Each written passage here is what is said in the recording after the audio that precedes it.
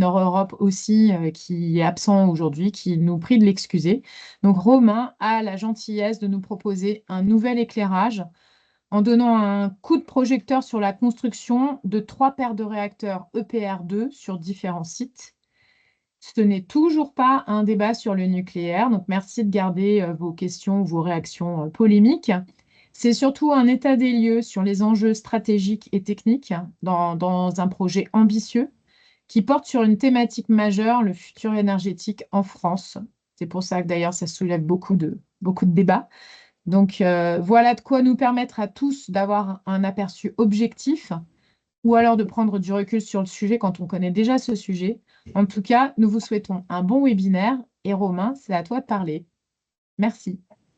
Merci Florence. Donc bonsoir à toutes et à tous. Donc, je vous propose ce soir de vous présenter un petit peu les contours de la proposition d'EDF de construire 3 paires de réacteurs EPR2 pour ce webinaire d'octobre. Il va s'articuler en 3 temps. Et pour le premier temps, je vous propose de nous intéresser à la proposition d'EDF et à l'instruction par les pouvoirs publics. Est-ce que tu peux aller en slide 3 du coup?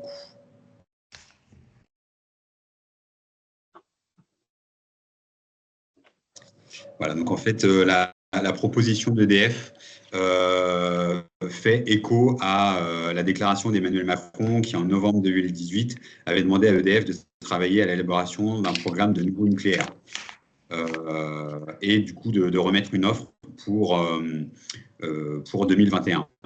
Donc, conformément à cette demande qui était du ressort de la programmation pluriannuelle de l'énergie, EDF a remis à l'État sa proposition de construire 3 paires de réacteurs EPR2 sur les sites de Penly, de Gravelines et en région Auvergne-Rhône-Alpes, le 3e site n'étant pas défini à l'époque. Cette proposition, elle constitue l'un des 6 volets instruits par les pouvoirs publics qui précise l'ensemble des conditions nécessaires à une décision d'engagement. Et en février 2022, le Premier ministre a mis en ligne les synthèses des rapports d'audit menés par l'Agence des participations de l'État et la Direction générale de l'énergie et du climat. Ce rapport portait surtout sur les coûts du nucléaire. En slide suivant. Donc, une des annonces importantes du président Emmanuel Macron, c'est l'annonce qu'il a réalisée en février 2022 à Belfort sur le nucléaire. Il s'est positionné notamment sur le parc actuellement en exploitation et sur la demande à EDF de prolonger au-delà de 50 ans la durée de fonctionnement de tous les réacteurs qui peuvent l'être, sous réserve de l'étude par EDF des conditions de cette prolongation en lien avec l'autorité de sûreté, qui est la personne qui décide de ces prolongations. Sur le programme EPR2, il a demandé la mise en œuvre immédiate d'un programme de nouveaux réacteurs nucléaires au travers le lancement d'un projet de construction donc de 3 paires d'EPR2 et d'étudier la construction de 8 EPR2 additionnels. Enfin, sur la séquence de concertation, il souhaitait une large concertation avec le public sur l'énergie, à planifier au 2e semestre 2022 pour ensuite alimenter les discussions parlementaires en 2023. Avec l'objectif du coup de saisir la Commission nationale du débat public pour pouvoir concerter les Français.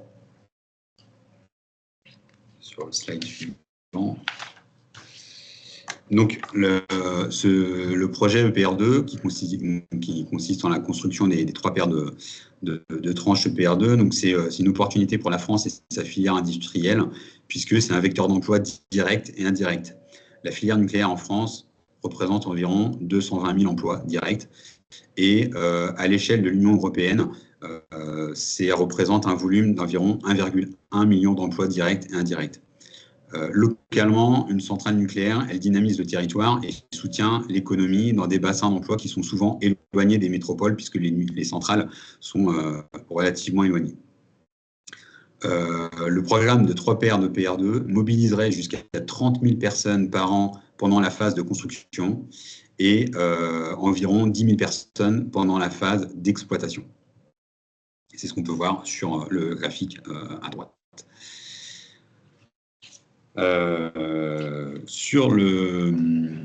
Donc cette proposition d'EDF propose aussi sur le programme Excel, et qui du coup n'est pas que la proposition d'EDF, mais qui est aussi la proposition de toute une filière qui s'est réorganisée et remobilisée pour atteindre des niveaux de réalisation meilleurs. Puisque en 2019, il y a eu un rapport qui a été réalisé par Jean-Mathieu Fols sur le retour d'expérience du projet de Flamanville et qui avait mis des recommandations au niveau de la filière afin de retrouver un haut niveau de rigueur et un haut niveau de qualité suite aux déboires rencontrés sur le site de Flamanville. Ce plan d'action a été concrétisé par EDF au travers de ce qu'on appelle le programme Excel, qui est du coup un levier pour l'entreprise et pour la filière pour nous aider à réaliser ce programme EPR2.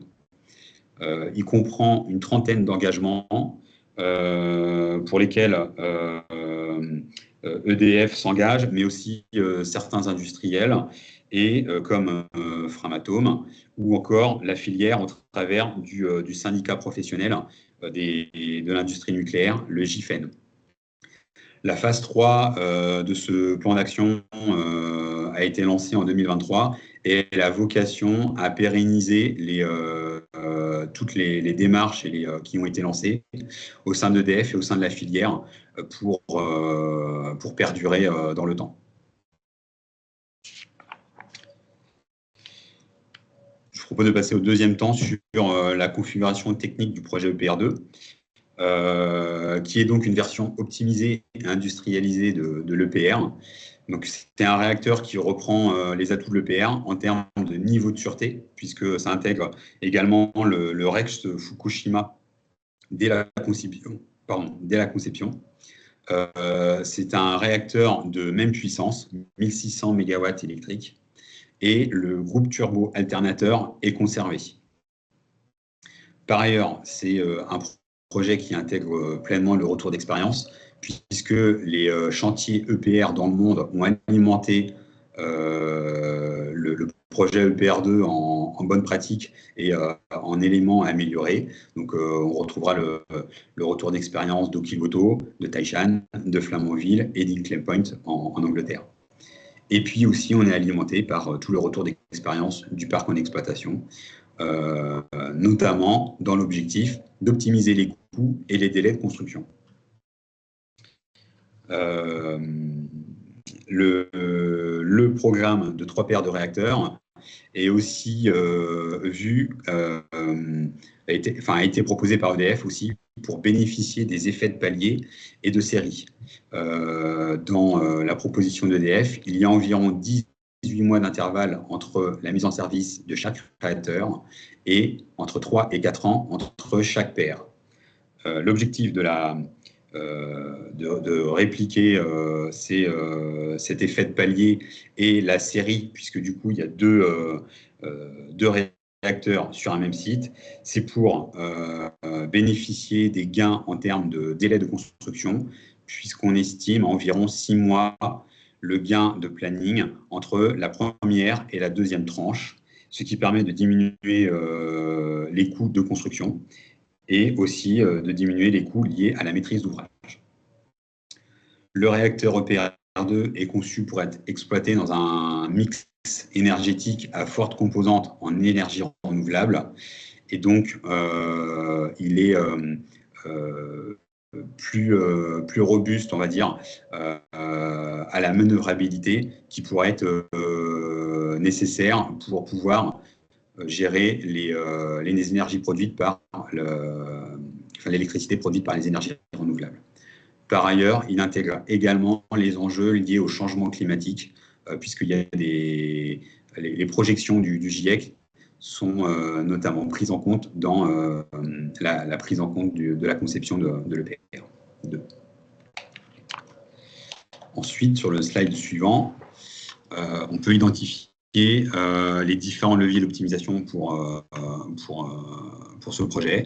Donc, c'est essentiellement s'appuyer sur le REX des EPR en chantier, Flamanville, Taishan, Okilvoto, sont tous des chantiers qui maintenant sont tous terminés et du coup ont alimenté le projet EPR2 en bonne pratique. Le deuxième levier, c'est d'améliorer la constructibilité, puisque il a été constaté que le design de l'EPR était jugé difficile à construire, et on verra par la suite quelles sont certaines actions avec ce levier. Par ailleurs, le projet EPR2 fait appel à plus de préfabrication en usine pour faciliter les conditions de réalisation et à la modularité pour diminuer les temps de construction. Le projet repose aussi sur l'industrialisation du produit, notamment en s'appuyant sur les bonnes pratiques des zones d'industrie et la standardisation. Enfin, c'est un projet qui repose aussi sur la digitalisation de l'ingénierie et l'optimisation de la construction grâce aux maquettes 3D et 4 dimensions qui vont intégrer du coup la dimension temporelle pour voir l'ordonnancement du chantier. Enfin, c'est un projet qui du coup fonctionne en entreprise étendue, donc c'est-à-dire qu'on va pleinement intégrer nos fournisseurs dans nos processus pour pouvoir partager les informations, des informations de meilleure qualité. Et enfin, le projet EPR2 s'appuie sur un niveau de sûreté qui est parmi les plus élevés au monde. Sur le slide suivant, je vais vous parler un petit peu plus du retour d'expérience au cœur du projet. On a donc le REX, il est issu des chantiers EPR, donc Okilvoto, Taishan, de l'exploitation des premiers EPR, du parc en exploitation, mais aussi de l'expérience et de la filière de nos partenaires industriels. Les sources de retour d'expérience sont formalisées dans la documentation d'EDF, mais pas que, puisqu'on bénéficie aussi de l'ensemble des compétences des collaborateurs qui ont pu participer soit au chantier de Flamanville ou au chantier d'Hinkley Point actuellement. Le projet EPR2 s'inscrit aussi dans cette dynamique, puisqu'il trace son expérience pour la partager avec les autres projets et la partager avec les projets futurs de l'EPR2. Un point notable, c'est l'amélioration de la constructibilité dès la conception, puisque il est important de rendre ce projet plus compétitif. Donc cela passe par des associations étroites avec des entreprises de construction et de montage dès la conception qui sont présentes du coup sur les plateaux projets au sein des équipes d'ingénierie. Donc par exemple, ça va se matérialiser par des simplifications de design au niveau du génie civil par exemple, où on va corriger des singularités au niveau des voiles des bâtiments par exemple. Là où avant, peut-être qu'on avait pêché un petit peu par faiblesse. On va également chercher à optimiser les montages électromécaniques et les essais, notamment en cherchant à réduire le nombre de bulles d'épreuves hydrauliques. Ce sont les tests qui sont réalisés au sein des tuyauteries, par exemple, pour les monter en pression et vérifier qu'elles sont résistantes à la pression. Et l'autre levier va être de chercher à augmenter la préfabrication afin d'avoir des conditions de réalisation qui sont plus optimum que sur des chantiers qui des fois peuvent être contraints en termes d'espace et de conditions extérieures. Enfin, la préfabrication en usine et la modularisation sont des thèmes qui ont été regardés aussi pour diminuer la durée de la construction et diminuer les interfaces sur le chantier afin d'éviter à faire venir plusieurs entreprises de corps de métiers différents à la suite. La modularisation permet d'avoir des optimisations, notamment en préfabriquant en atelier. Ensuite, sur le slide d'après, ce que je peux vous dire, c'est que les facteurs humains sont aussi très regardés dans la conception de l'EPR2, puisque du coup, il y a des évolutions dans le layout. Donc, ce qu'on appelle le layout, c'est l'installation des équipements dans les bâtiments. Il y a un fort accent qui est mis pour s'assurer que les futures interventions de maintenance seront réalisées dans de bonnes conditions. On fait appel aussi à des cabinets spécialisés dans l'analyse des facteurs humains pour pouvoir améliorer les situations de maintenance futures et pour pouvoir les intégrer dès la conception et éventuellement modifier le design initial qui aurait pu être fait. L'autre exemple peut être lié à la salle de commande qui intègre donc des recommandations sur l'implantation physique des postes de conduite, le nombre, la disposition, la taille, la position des écrans, mais également la conception des postes de conduite avec leurs interfaces homme-machine pour les opérateurs, notamment avec l'affichage des informations, l'envoi des commandes, la gestion des alarmes en salle de commande.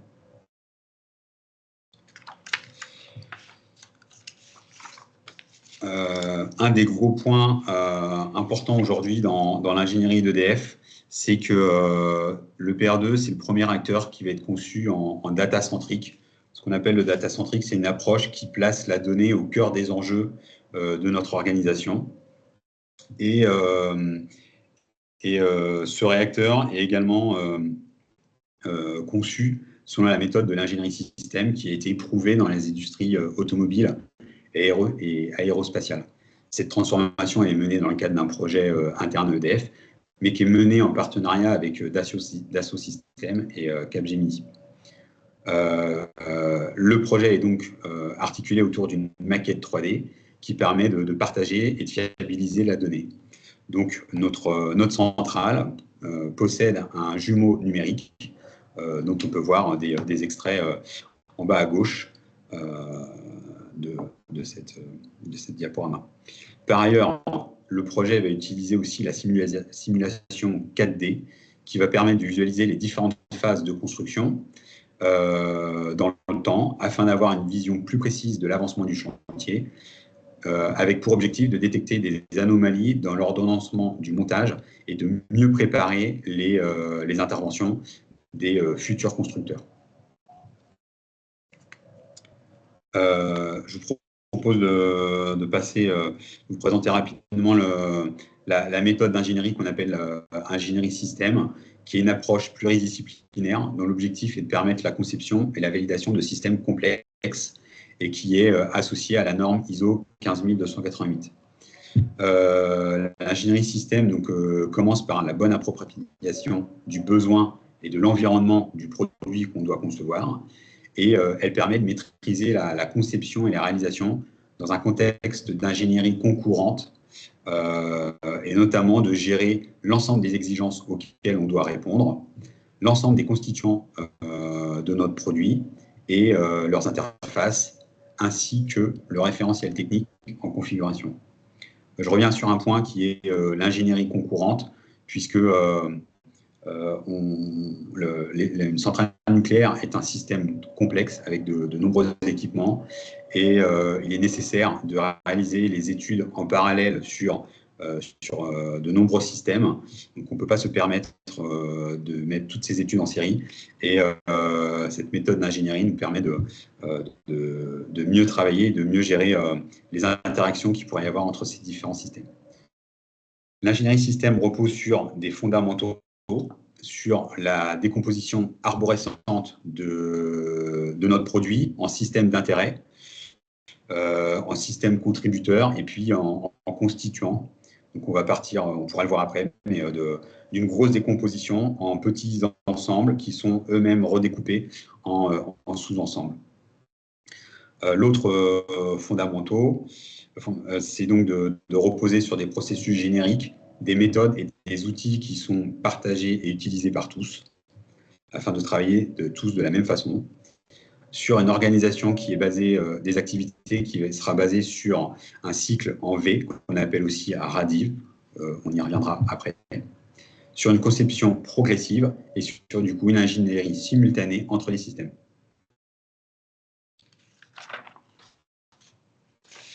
Sur le slide suivant, donc, je vais vous parler de la PBS, qui est donc la décomposition arborescente du produit, qu'on appelle Product Breakdown Structure en anglais.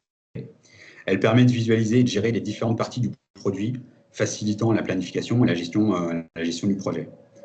Alors, j'ai pris l'exemple d'une machine à laver qu'on pourrait découper en 4 grands ensembles. La partie châssis, la partie contrôle, avec le panneau de contrôle notamment, la partie vidange, la partie entraînement, qui elle-même est constituée du moteur, de la courroie et de l'axe d'entraînement. Dans le cas d'une centrale nucléaire, ce découpage va être fait au niveau d'un site EPR2.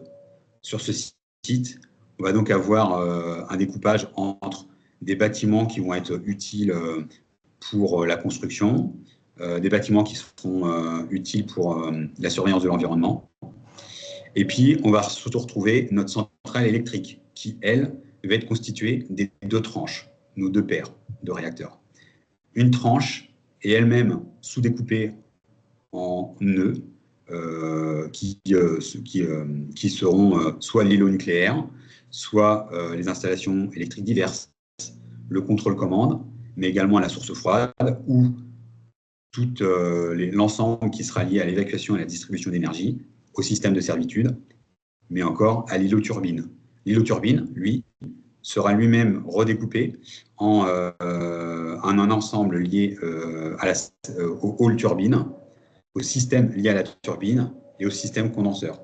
Et si on reprend encore le sous-nœud lié au hall turbine, on pourra le redécouper en une partie qui sera vraiment bâtimentaire, la salle des machines, et un autre élément qui sera les systèmes de ventilation de la salle des machines.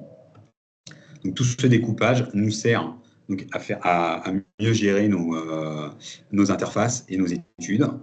Et pour se rendre compte, une tranche représente environ 530 nœuds élémentaires qui peuvent interagir entre eux.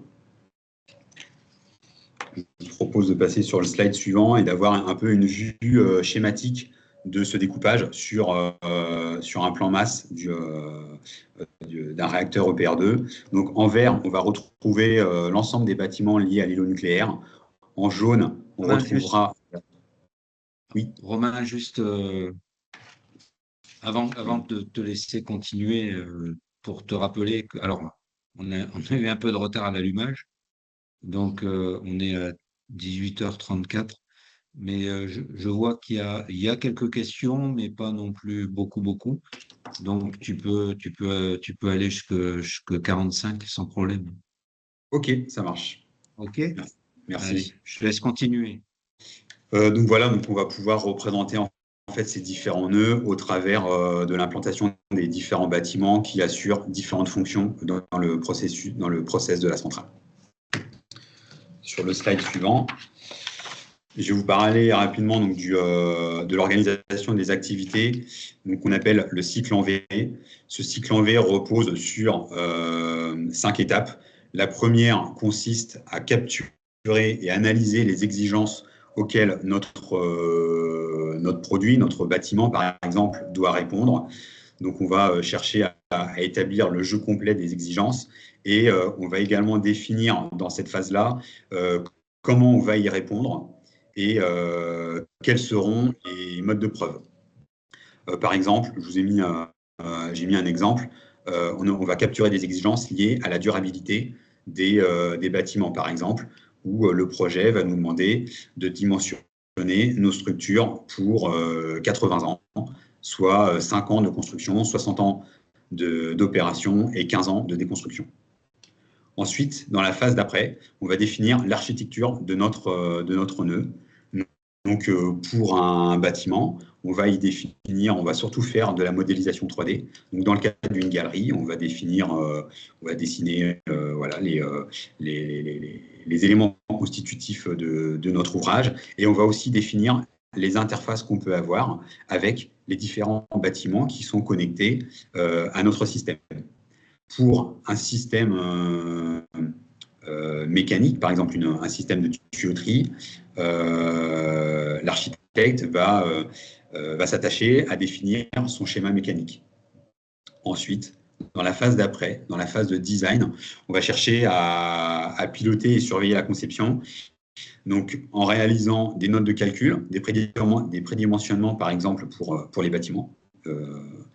Et pour, par exemple, des systèmes de tuyauterie, on va réaliser des calculs de flexibilité sur ces systèmes-là.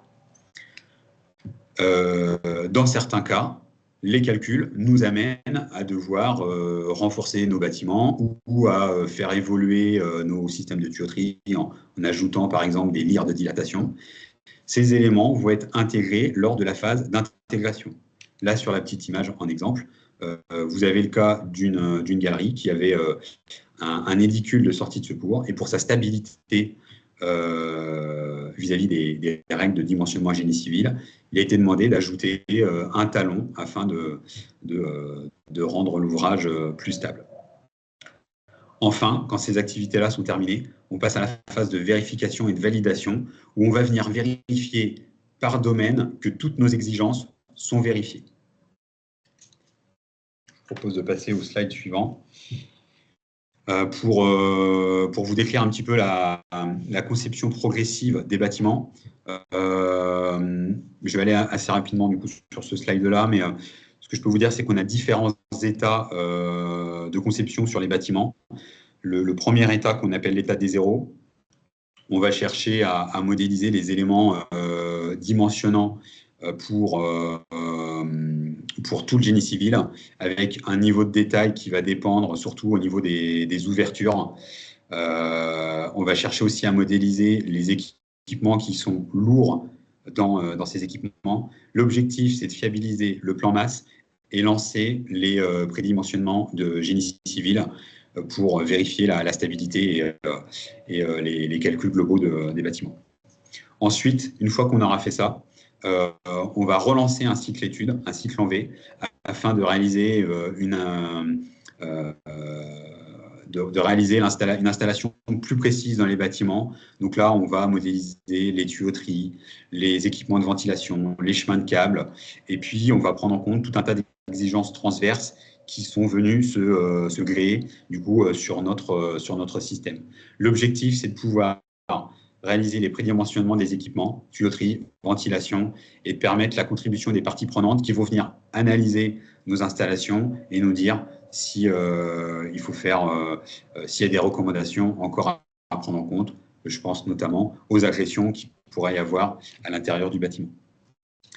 Enfin, l'état des deux. Donc là, on va venir modéliser vraiment de manière très fine l'ensemble des équipements à l'intérieur afin d'avoir une vue exhaustive de toute l'installation. Et l'objectif, c'est de pouvoir lancer les études d'exécution de toutes les disciplines, que ce soit le génie civil, mais aussi la partie mécanique ou la partie électrique. Sur le slide suivant. Donc tout ça est possible au travers d'un outil qu'on appelle le Plant Life Management.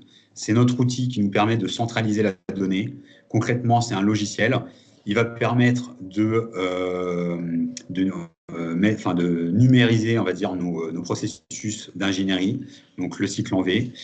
Également d'organiser nos activités vis-à-vis des processus contrats ou du suivi de la qualité. Vis-à-vis de la donnée, il va constituer une base unique et centralisée comme seule source d'information.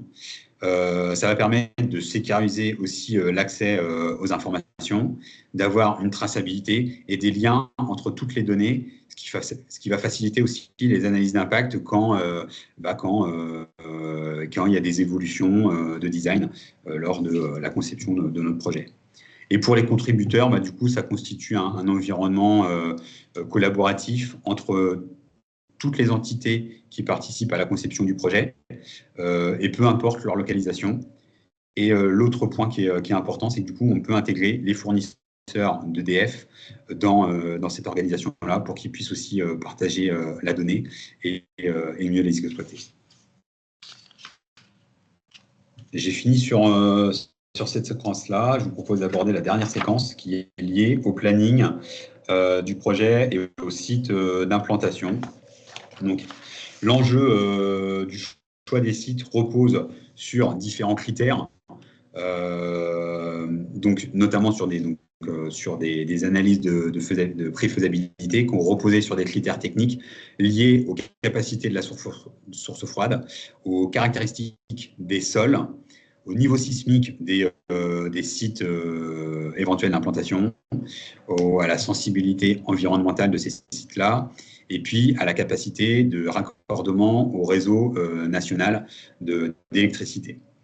Par ailleurs, un des autres critères va être lié à la mobilisation des territoires, puisqu'il est essentiel d'avoir une mobilisation locale pour accueillir ces sites-là. C'est un élément déterminant dans le choix des sites. Il a noté que les sites bord de mer sont quand même privilégiés pour relancer le nucléaire, puisque la source froide ne pose peu ou pas de difficultés. Donc, actuellement, les sites qui sont prévus, donc il avait été annoncé Penly et Gravelines en fin 2020, et c'est à l'été 2023 que le site de Bugey a été défini comme troisième site sélectionné. Sur le slide d'après, c'était quelques extraits de la mobilisation des territoires. Donc on voit que Penly, Gravelines, Bugey, Tricastin s'étaient mobilisés, mais il y a des régions aussi comme autour de Chinon ou autour de Nogent-sur-Seine qui se mobilisent pour accueillir des projets de réacteurs EPR2. Sur le slide suivant, donc c'est concernant le planning de la mise en service. Donc pour la première paire, on va dire que les premiers éléments importants, ça remonte à juillet 2019, où il y avait eu un avis de l'autorité de sûreté sur les options de sûreté du projet EPR2, à l'époque qui s'appelait EPR Nouveau Modèle. Donc depuis, il y a eu donc la remise à l'état d'une proposition pour un programme, mais qui s'est donc conclue par la réalisation d'un débat public, puisque EDF et RTE avaient sollicité la Commission nationale du débat public afin de réaliser un débat sur le projet de Penly, mais également sur le programme de nouveau nucléaire. Donc il y avait vraiment une dimension nationale à cette concertation qui s'est déroulée d'octobre 2022 à février 2023. Pour le projet de Penly, donc l'objectif était donc d'envoyer toutes les demandes nécessaires tous les documents nécessaires à la demande de permis de construire et à la demande d'autorisation de création d'un réacteur nucléaire. Et c'est cet été, en juin, qu'il y a eu un décret qui portait sur l'autorisation environnementale relatif à la réalisation des travaux préparatoires. Donc là, du coup, le site de Penly peut lancer ses travaux préparatoires, et c'est seulement à la réception, à l'obtention du DAC, que le projet pourra démarrer la construction des bâtiments nucléaires. Donc, qui seront concrétisés par ce qu'on appelle le jalon de premier béton, vu en 2028, et ensuite avec un horizon de mise en service des premiers réacteurs en 2035-2037. Je vous propose de passer ce slide-là. En 5 minutes. Oui. Parce que les questions arrivent, les gens se sont réveillés, et il y en a quelques-unes, les premières étaient intéressantes également. Je vais très vite sur la fin, encore 2 minutes, et je te propose juste, Chantal, si tu peux passer au slide suivant, pour vous parler du débat public du projet Gravelines qui a démarré. Donc EDF et RTE, les maîtres d'ouvrage, ont saisi la Commission nationale du débat public pour lancer la concertation du coup pour le projet de Gravelines. L'objectif pour les maîtres d'ouvrage, c'est vraiment de pouvoir parler des spécificités du projet, puisqu'il s'intègre sur un sol qui est particulier à Gravelines, qui est relativement mou, donc ça a des conséquences sur le dimensionnement du génie civil, et donc il y a des renforcements de sol qui vont être faits. L'autre spécificité, c'est l'environnement industriel, puisqu'il y a des usines autour, et il y a aussi la centrale de Gravelines. Et donc, l'objectif pour les maîtres d'ouvrage, c'est de parler, d'échanger avec le public sur ces aspects-là. Pour participer, il y a la plateforme participative, mais il y a aussi tout un tas de réunions qui vont avoir lieu, dont une qui aura lieu en Belgique, puisque la portée de ce projet dépasse aussi la frontière de notre pays. Le slide suivant, c'est juste une frise qui met un peu en parallèle les différents projets, les trois paires de tranches. Et juste pour dire que du coup, le projet EPR2, c'est un programme qui va nous mener jusqu'au-delà de 2100, puisque l'horizon des 60 ans d'exploitation de la troisième paire va nous mener en 2102, 2103, voire plus, pour budget notamment. Sur les derniers slides, je vous propose quelques visuels pour voir un petit peu en haut à gauche, Panly aujourd'hui. Donc, avec les anciennes fouilles et fondations qui avaient été réalisées pour les anciens projets du palier N4, les travaux préparatoires donc, vont être lancés, et vous avez un visuel de Panly dans le futur après la construction des tranches EPR2. Du coup, je vous propose d'arrêter là, puisque les deux dernières slides font écho au webinaire de fin 2023 sur les travaux de construction d'une centrale nucléaire. Et comme ça, on pourra avoir un peu plus de temps pour la séquence de questions-réponses. Écoute, Romain, merci beaucoup pour ce travail très synthétique et puis ce rattrapage de timing. Ça a été vraiment bien maîtrisé. Au niveau des questions, donc il y a les premières questions, je pense que ça va être assez rapide à répondre. Sur un site sélectionné qui dispose déjà d'une centrale, l'idée est de la remplacer ou d'ajouter un réacteur? Non, donc l'idée, c'est pas de remplacer la centrale existante, c'est bien de rajouter 2 réacteurs. Donc, par exemple, sur le site de Panly, c'est à l'emplacement où je vous ai montré sur les photos, où il y avait eu déjà des études à EDF par le passé. Mais l'idée est bien de rajouter 2 réacteurs, puisque la volonté aussi du chef de l'État était de prolonger au-delà de 50 ans la durée de vie des réacteurs nucléaires existants qui le peuvent. Donc voilà, on fait pas, la mise en service des projets EPR2 n'entraînera pas la fermeture des centrales nucléaires qui sont juste à côté. Donc tu as répondu à la question d'après en même temps, c'est parfait. Les 8 autres sites envisagés sont-ils connus? Quelqu'un a répondu non. Effectivement, moi-même, je ne les connais pas. C'est des informations qui sont assez restreintes au sein de l'entreprise. Il y a des études qui ont été faites, en tout cas sur la géologie de l'ensemble des sites. Il y a des études de faisabilité autour des sources froides, mais actuellement, on ne les connaît pas. On ne les connaît pas.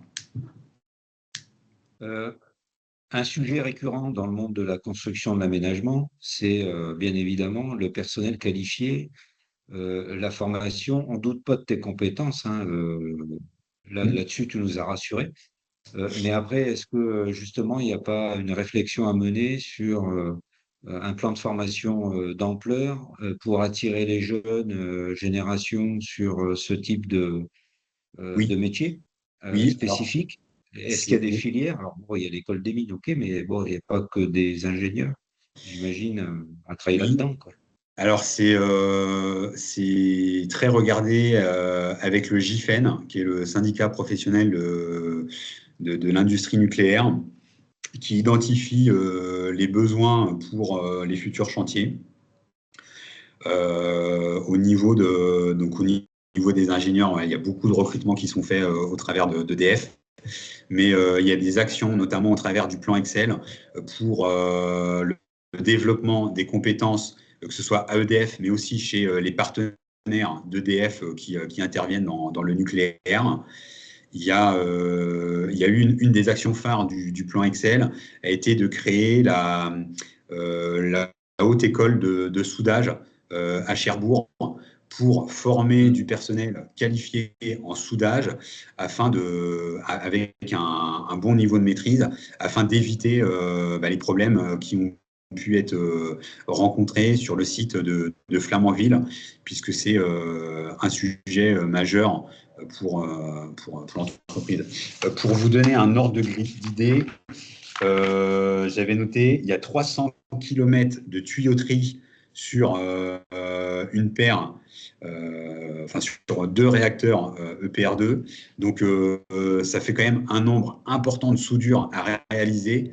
Et donc, il y a un enjeu majeur pour la filière nucléaire d'avoir des personnes compétentes et qualifiées sur ce domaine. Alors, il y a c'est relatif à la slide 8, c'est comment garantir un plus haut niveau de sûreté que l'EPR en passant d'un design de 4 divisions de système de sauvegarde vers un design à 3 divisions de système de sauvegarde. Alors, à mon avis, toi, tu comprends la question. Oui. Comment garantir moins de coûts en faisant autant de modifications par rapport à l'EPR, salle de commande complètement refaite, démonstration de sûreté? Car elle n'héritera pas de l'EPR, modification de la conduite et de nombreux systèmes intégrés. Donc là, on est sur quelque chose de très technique. Donc, je ne sais pas si tu as une réponse Alors, rapide à faire. ce que je pourrais dire, c'est que effectivement, il y a une différence entre l'EPR Flamanville et l'EPR2 au niveau du nombre des trains de sûreté.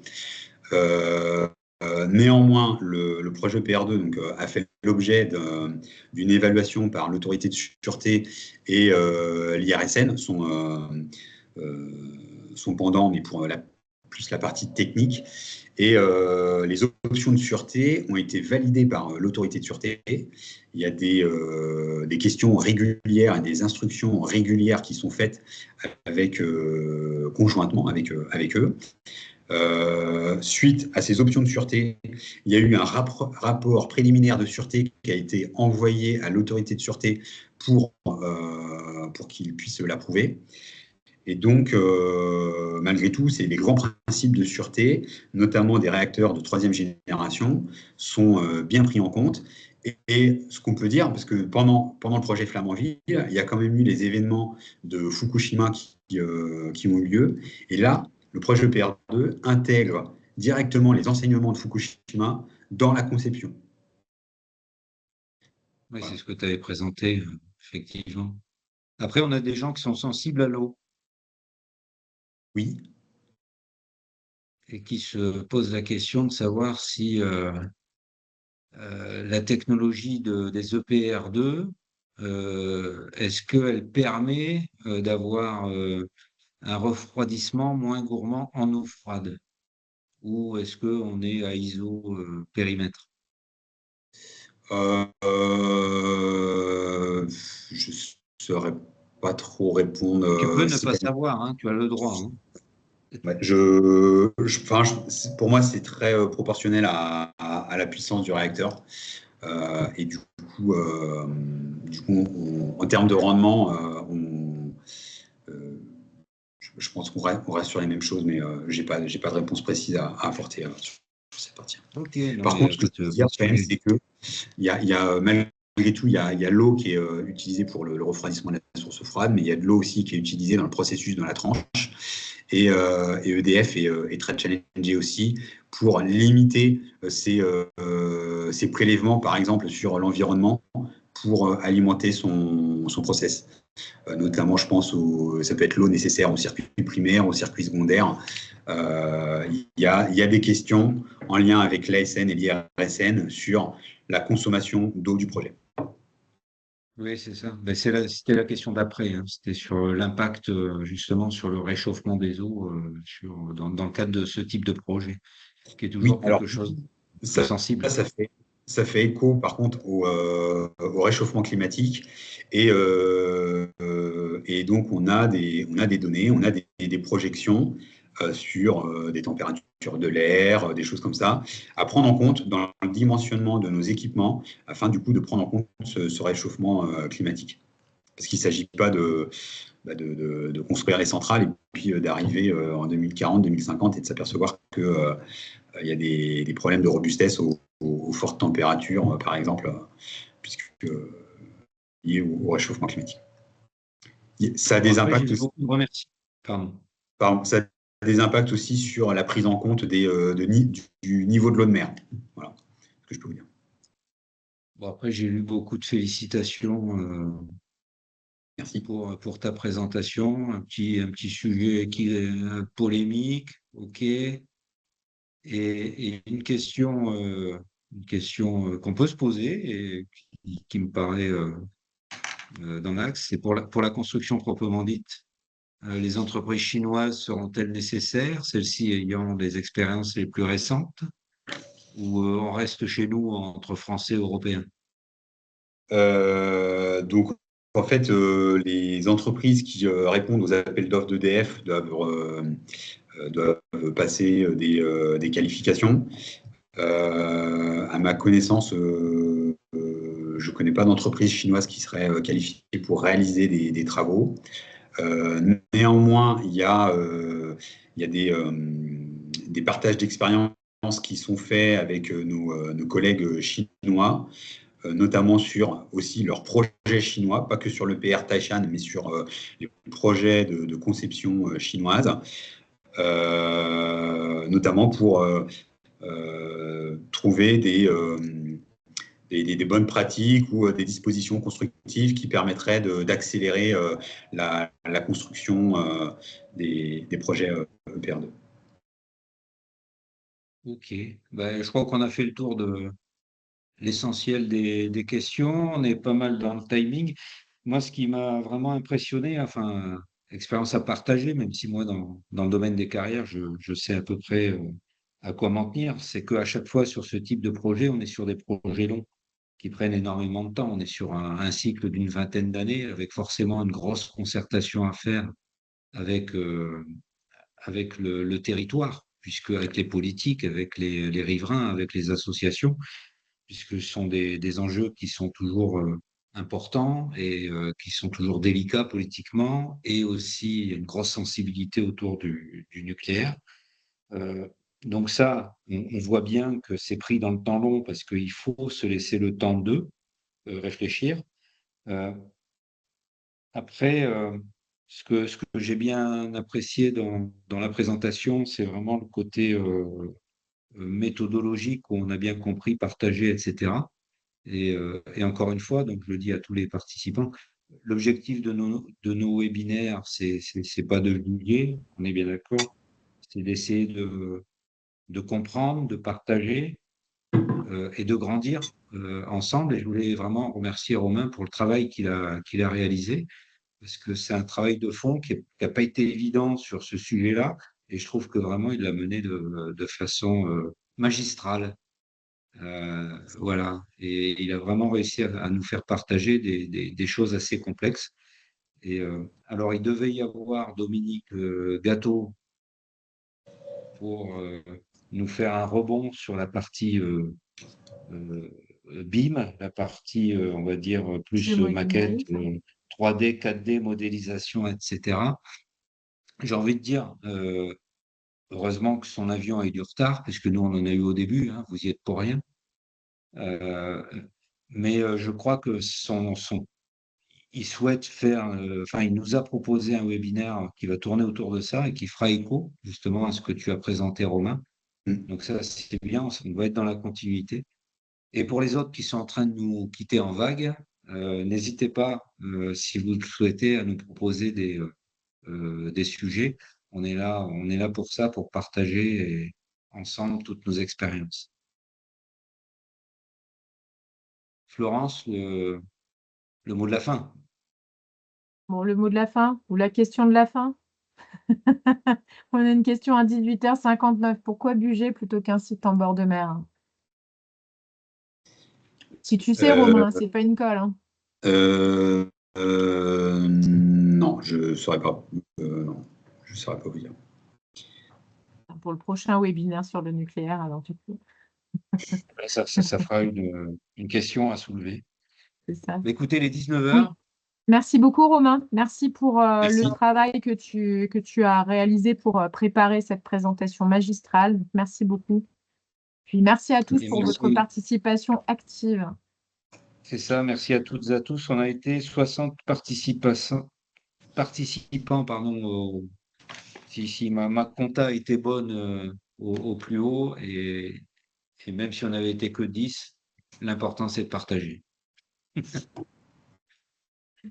Bonne soirée à vous. Merci et bonne soirée. Au revoir.